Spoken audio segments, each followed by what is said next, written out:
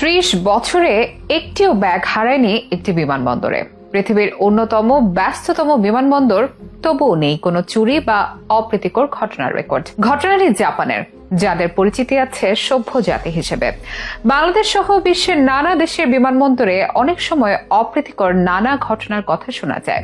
চুরি যেন রোজকার ঘটনা, তবে ব্যতিক্রম জাপানের সেই বিমানবন্দর।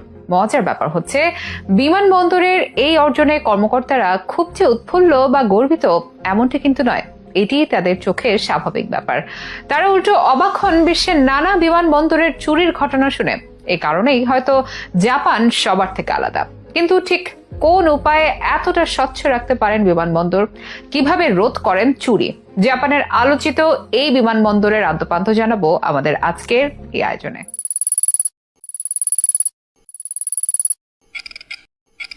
উদীয়মান সূর্যোদয়ের দেশ, প্রযুক্তিগত উন্নয়নের রোল মডেল, পৃথিবীর সবচাইতে সভ্য জাতি, এমন অনেক ভূষণে ভূষিত বাংলাদেশের পরীক্ষিত বন্ধু দেশ জাপান। জাতিগতভাবেই জাপানিরা ভীষণ সুশৃঙ্খল, সৌন্দর্যপ্রিয়, যাকে বলা যায় ড্যাডিজ ব্লু আইড বয় বা মায়ের ভালো ছেলেদের দেশ।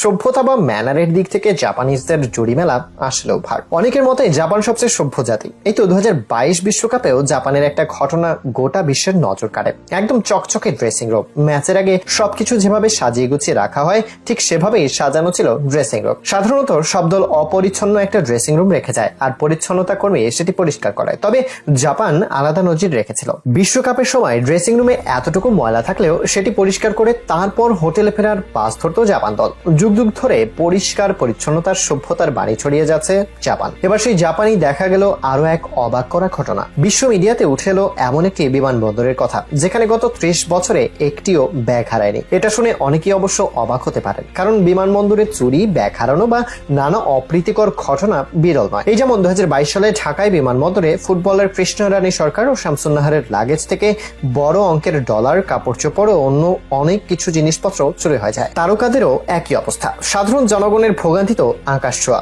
গত বছরও শাহজালাল বিমানবন্দরে 61 কেজি স্বর্ণ চুরির ঘটনায় তোলপাড় হয় গোটা দেশ। আর ছোটখাটো নানা ঘটনা তো আছেই। অথচ জাপানের কানসাই আন্তর্জাতিক বিমানবন্দরে 30 বছরেও কোনো অপ্রীতিকর ঘটনা ঘটেনি। চুরি হয়নি, হারায়নি একটিও কোনো লাগেজ।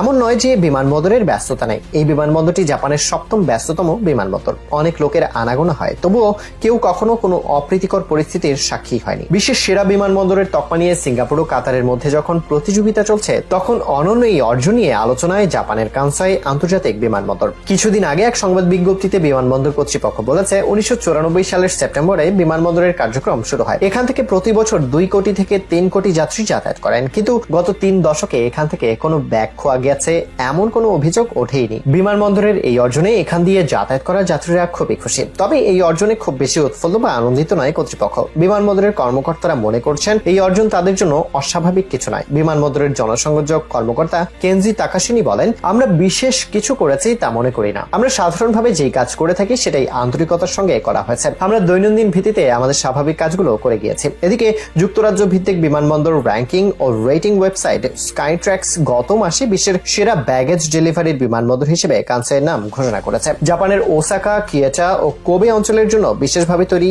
এই বিমানবন্দর ওসাকা বে এলাকায় অবস্থিত। এই বছর বিশ্বের সেরা বিমানবন্দরের তালিকায় 18তম স্থানে ছিল এটি। এই তালিকায় স্থান পেতে হলে যেসব বিষয় দেখা হয়, এর মধ্যে সময় মতো ব্যাগ পৌঁছানোর বিষয়টিও যুক্ত থাকে। খাবার ও পানীয়ের ব্যবস্থা, সময় মতো আগমন ও প্রস্থানের হার এবং পরিচ্ছন্নতাকেও এই ক্ষেত্রে বিবেচনায় রাখা হয়। আর সবখানেই এগিয়ে জাপানের কানসাই বিমানবন্দর।